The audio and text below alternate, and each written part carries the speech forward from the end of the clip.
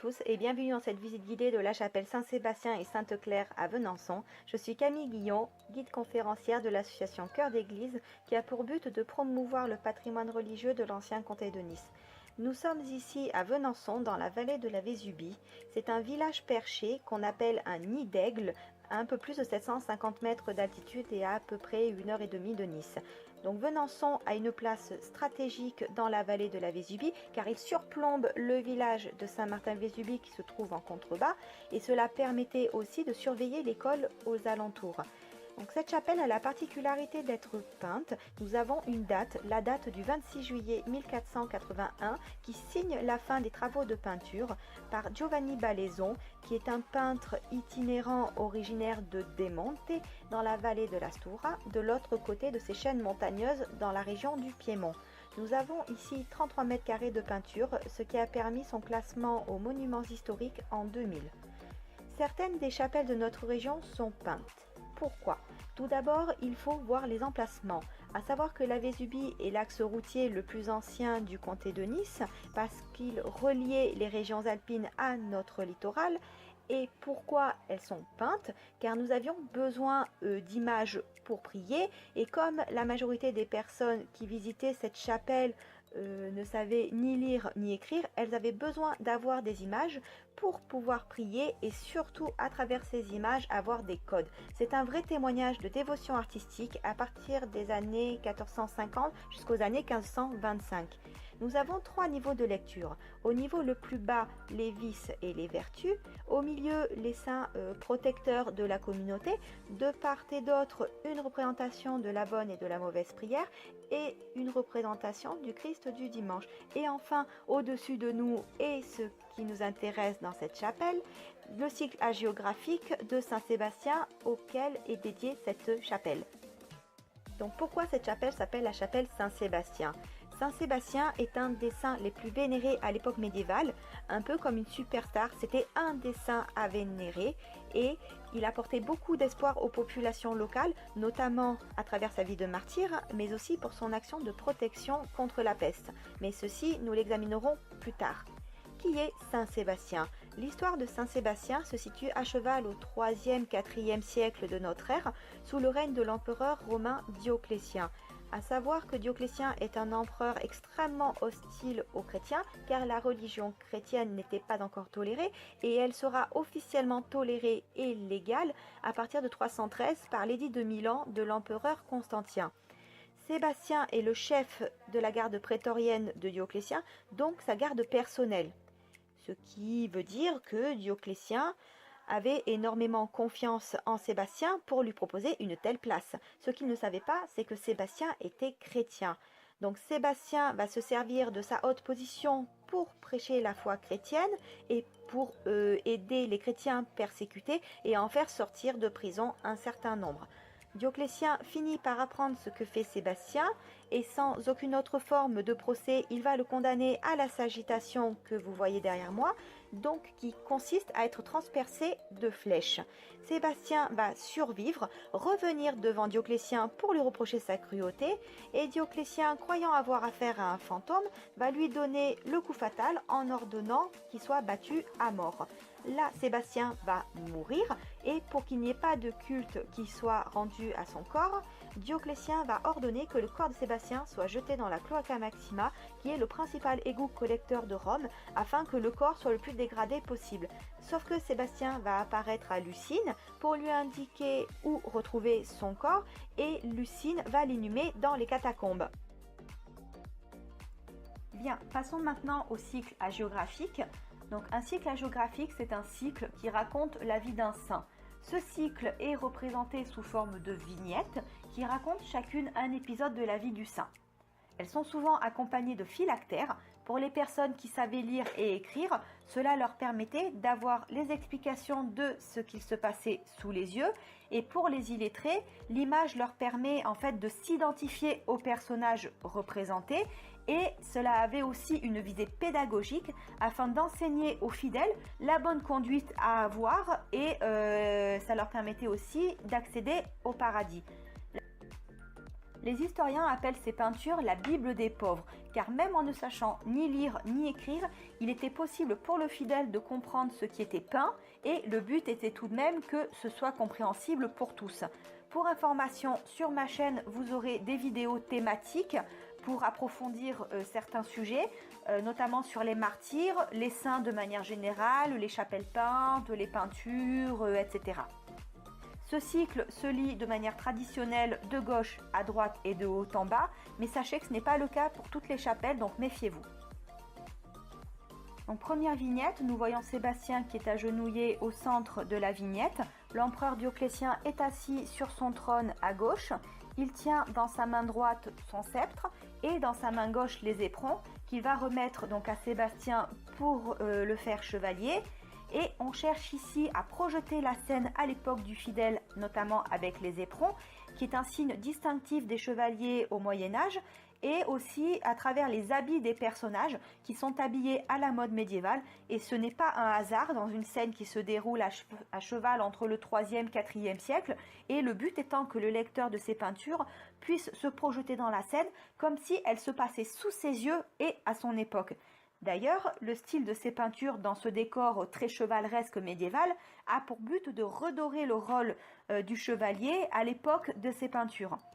Nous voyons aussi Sébastien qui est richement vêtu, en fait, ce qui atteste de son haut rang dans l'entourage de Dioclétien.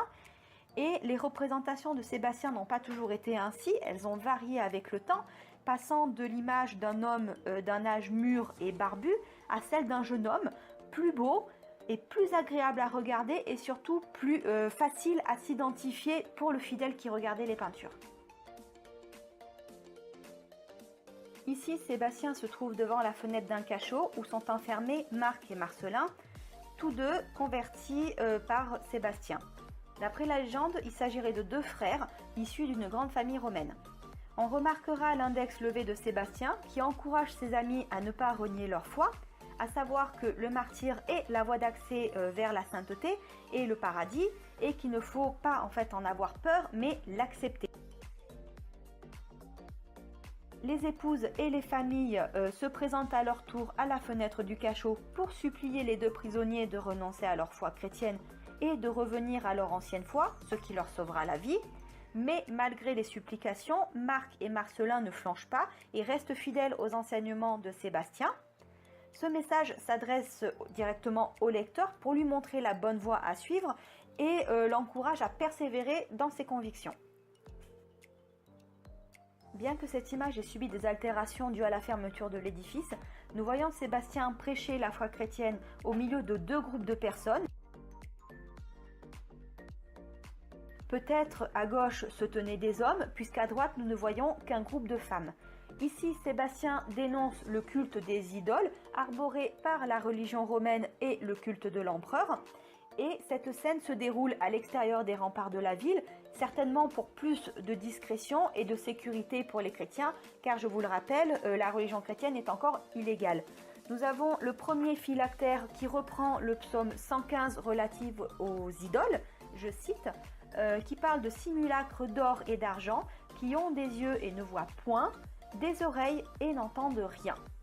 À noter aussi une icône placée à droite du phylactère pour illustrer les propos de Sébastien, et encore une fois, pour ceux qui savaient lire, c'était une chance d'avoir les images et les explications de ce qu'ils voyaient.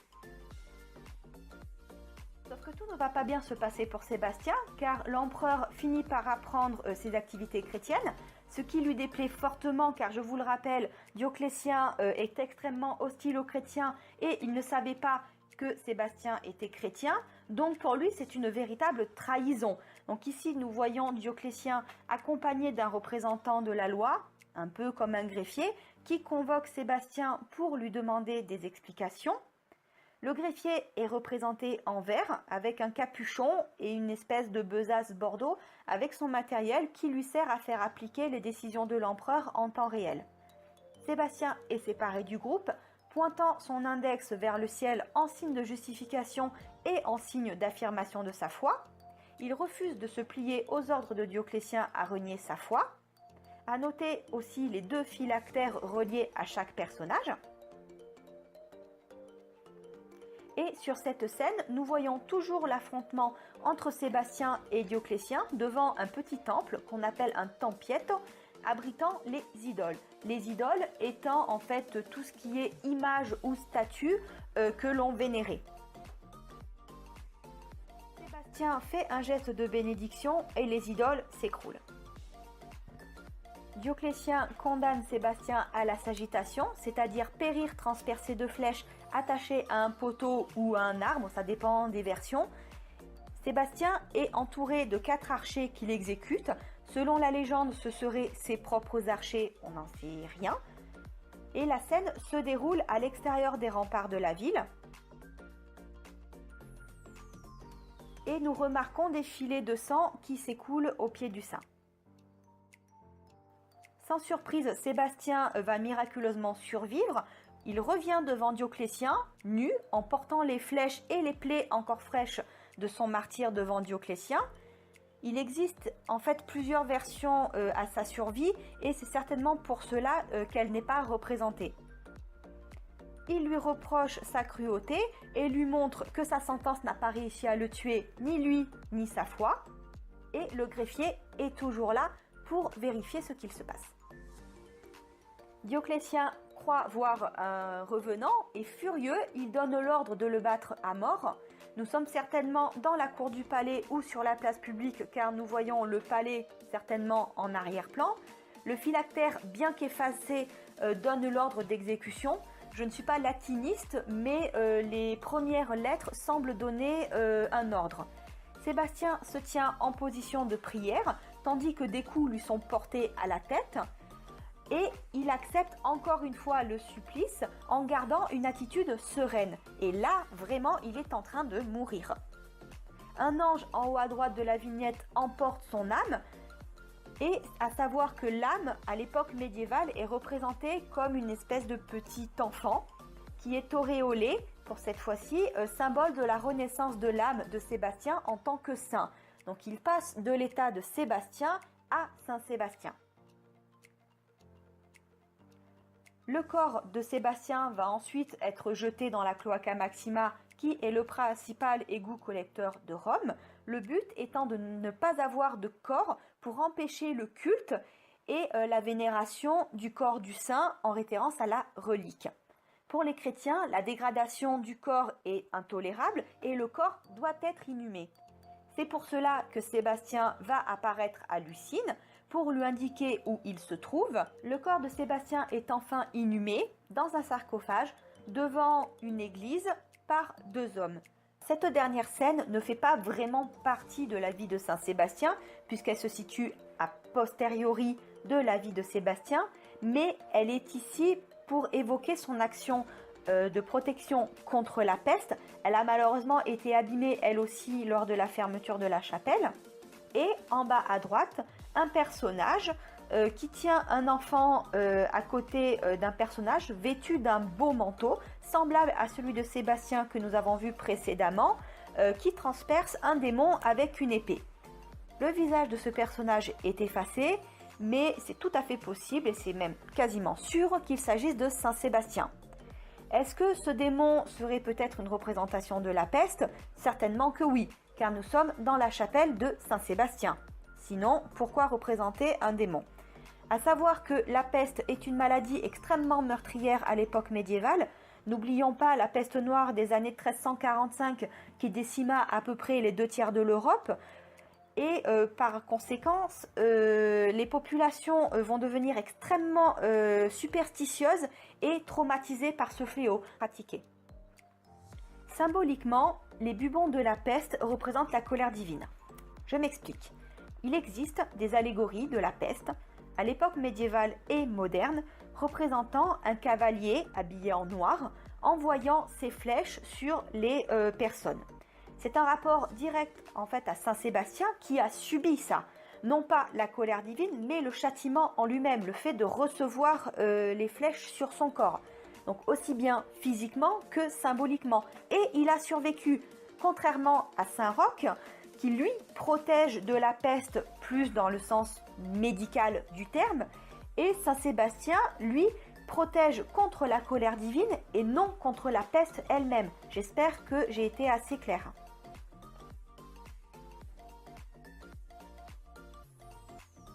Passons maintenant au registre du milieu qui représente des frises de saints ainsi que la représentation du Christ du dimanche et la bonne et la mauvaise prière. Donc sachez que vous aurez une vidéo focus sur les saints, les martyrs et leur iconographie pour approfondir le sujet, sinon ce serait une vidéo bien trop longue, vous le comprenez. Première sainte, Sainte Apolline, martyre d'Alexandrie, sous le règne de l'empereur Dèce dans les années 249-250. Elle est représentée avec une tenaille puisqu'elle a eu les dents brisées et arrachées. Et elle est sans surprise patronne des maux de dents, qui étaient très courants à l'époque, et des dentistes.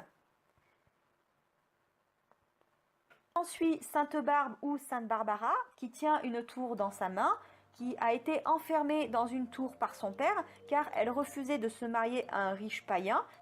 Elle protège de la foudre, elle protège les artilleurs, les canonniers et les pompiers. Seconde frise de saints sur ce pan de mur. Malheureusement, elles sont quasiment tous effacées, donc les deux premiers ne sont pas identifiables. Et le troisième, malgré son absence de tête, on arrive très bien à le reconnaître vu que nous voyons son habit de diacre et son gril, instrument de son supplice. Il s'agit de Saint Laurent, donc qui était diacre sous l'empereur Valérien. Il va être condamné à subir le martyre du gril et selon la légende, il s'adressa à l'empereur en lui disant qu'il était suffisamment cuit d'un côté et qu'il n'avait plus qu'à le retourner, le laisser un petit peu cuire et ensuite le manger. Il protège tout ce qui peut avoir un rapport au feu, donc notamment les pompiers, les cuisiniers, les rôtisseurs, et il protège aussi des lumbagos car le lumbago est un mal de dos qui donne vraiment une sensation de brûlure.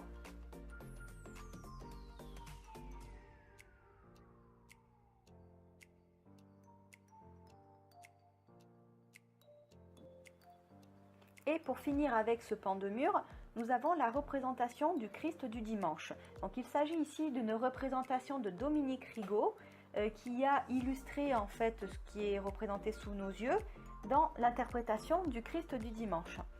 Donc le Christ du dimanche est une interdiction pour le fidèle d'exercer des activités donc le dimanche, le jour du Seigneur où on ne doit pas travailler. Et vous remarquez avec ce personnage central au milieu qui est en partie effacé, des traits qui émanent de ce personnage vers les différents instruments qui servaient au travail quotidien des fidèles. Donc vous avez des tamis à grains, vous avez des haches, vous avez des équerres, vous avez des outils pour marteler les objets. En gros, cette image est là pour montrer aux fidèles et pour lui dire que le dimanche, on ne doit pas travailler. Car travailler, c'est, comme vous voyez, faire saigner le Seigneur.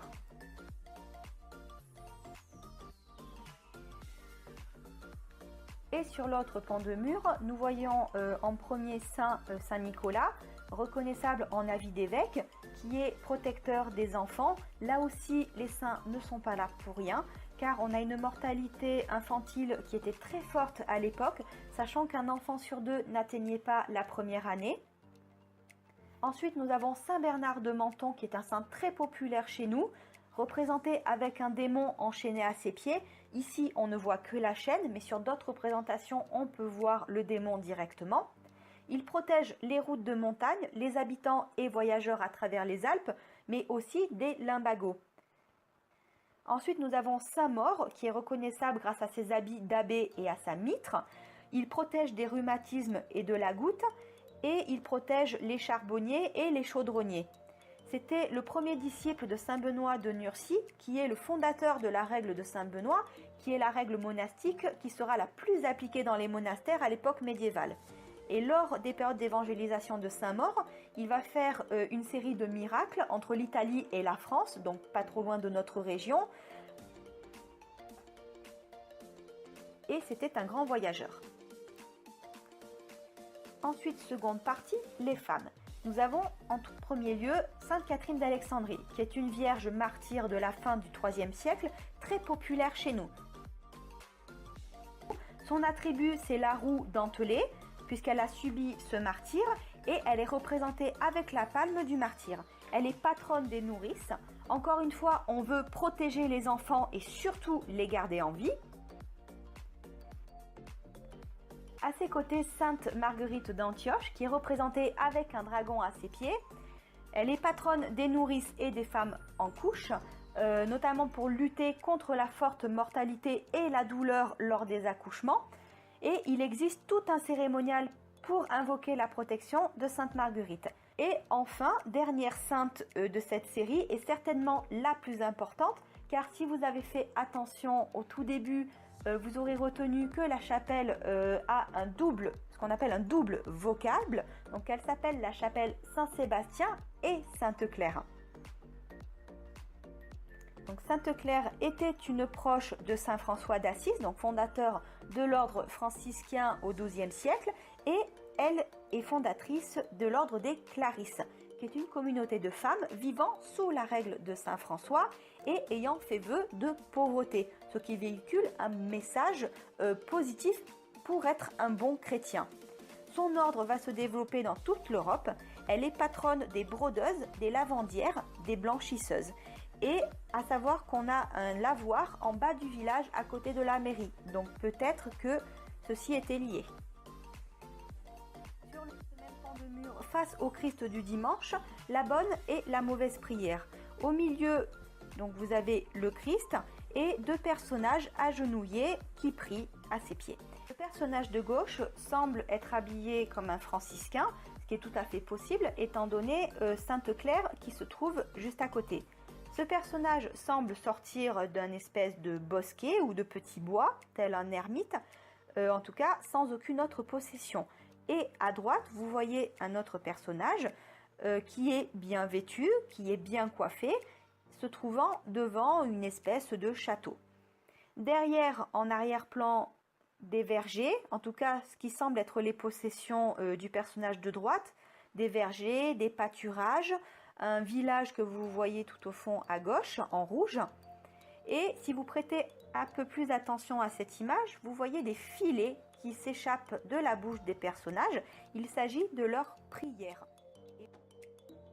Les prières du personnage de gauche se dirigent vers les plaies du Christ, tandis que les prières du bourgeois sur la droite se dirigent vers ses biens matériels. Ce qui différencie ces deux personnages, c'est la prière sincère. Et vous avez un phylactère en dessous qui illustre ce qui se passe et qui dit que si le cœur ne prie pas, la langue travaille en vain. À noter que ces deux représentations qui se font face font déjà une certaine taille, ce qui veut dire qu'elles ne sont pas représentées par hasard et qu'il y a une volonté spéciale pour qu'elles soient représentées. Et n'oubliez pas que dans une chapelle peinte, rien n'est représenté par hasard.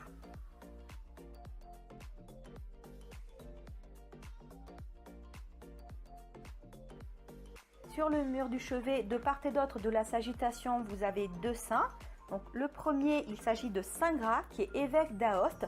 C'est un saint qui est très apprécié par la famille de Savoie, auquel le comté de Nice a été rattaché. Et c'est cette famille qui a rendu son culte populaire dans notre région. Saint Gras a été chargé de retrouver la tête de Saint Jean-Baptiste à Sébaste dans la région d'Anatolie. Et il est donc protecteur des voyageurs. Et à la droite de la Sagitation, nous avons Saint-Roch. Donc il y a une place toute particulière, vu que comme Saint-Sébastien, il est le saint anti-pesteux du Moyen-Âge. Et selon les croyances, si vous aviez une chapelle Saint-Roch à l'entrée d'un village, la peste ne pouvait pas rentrer. C'est pour ça que souvent, quand vous vous promenez dans les villages, vous aviez dès l'entrée du village souvent une chapelle Saint-Roch ou une chapelle Saint-Sébastien pour que la peste n'entre pas dans le village. Saint-Roch serait originaire de Montpellier. Aux alentours du XIIIe siècle, il va distribuer sa fortune et partir en pèlerinage à Rome. Et sur la route, il va contracter la peste. Il va se retirer seul pour prier et mourir. La légende dit qu'une source aurait jailli à ses côtés pour qu'il puisse s'abreuver et qu'un chien venait tous les jours lui apporter un morceau de pain. Il va donc guérir et rentrer à Montpellier. Et son culte va être adopté par les paysans aussi pour qu'ils protègent les bêtes et les végétaux, notamment la vigne. Et nous avons souvent ces attributs qui permettent de le reconnaître, où il montre en fait le stigmate, la marque du bubon de la peste, et on le voit avec un bâton de pèlerin. Et souvent on le voit avec le chien à ses côtés, mais ici ce n'est pas le cas. Et au registre le plus bas, de taille plus petite que les registres au-dessus, les vices et les vertus. Elles sont représentées à la hauteur de l'homme, donc de manière symbolique, afin que l'homme se retrouve entre vices et vertus, comme dans la vraie vie. Et cela leur montre ce qu'il faut faire et surtout ce qu'il ne faut pas faire. Car on a une extrême peur et angoisse du salut, on ne sait pas vraiment ce qui va se passer après la mort, on sait qu'on attend la résurrection des âmes, mais on ne sait pas vraiment comment y accéder. Donc il fallait encore une fois être le meilleur chrétien possible. Et les vices et les vertus étaient là pour leur rappeler.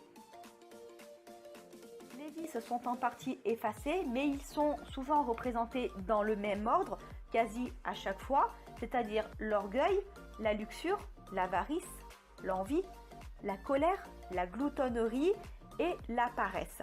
Ils sont liés par une chaîne autour du cou, les conduisant vers les enfers, avec en début de cette chaîne un petit diablotin qui tape sur un tambour histoire de dramatiser la scène, et tout le cortège est amené vers la bouche du Léviathan représentant les enfers.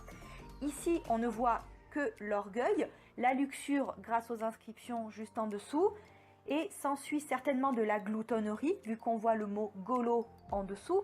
Et pour finir, vous en penserez ce que vous voulez, la paresse, toujours représentée par une femme sur un âne. Et enfin, les vertus, qui sont très bien conservées contrairement aux vices.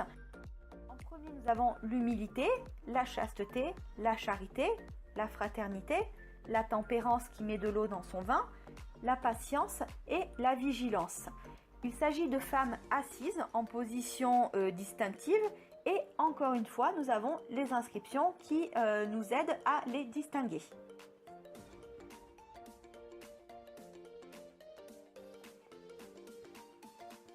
Je vous fais un petit détail sur les inscriptions qui se trouvent sur le chevet, là où se trouve la représentation de la Sagitation de Sébastien. Donc sur la gauche, nous avons la signature des travaux de peinture par Giovanni Balaison, avec un écu et un B de part et d'autre. Sur la droite du chevet, vous avez une inscription qui mentionne les indulgences. Donc les indulgences, c'est un rachat des péchés du vivant du chrétien, et c'était un papier en fait que vous donnez les autorités ecclésiastiques pour des actions réparatrices et de pénitence, moyennant souvent un petit quelque chose en argent. Et les autorités religieuses vous donnaient un papier qui prouvait que vos péchés étaient effacés et que vous étiez absous. Et c'est très rare d'avoir une inscription comme celle-ci, et cela devait dire que ce lieu devait être un lieu particulier pour que les péchés soient effacés après être passés dans cette chapelle.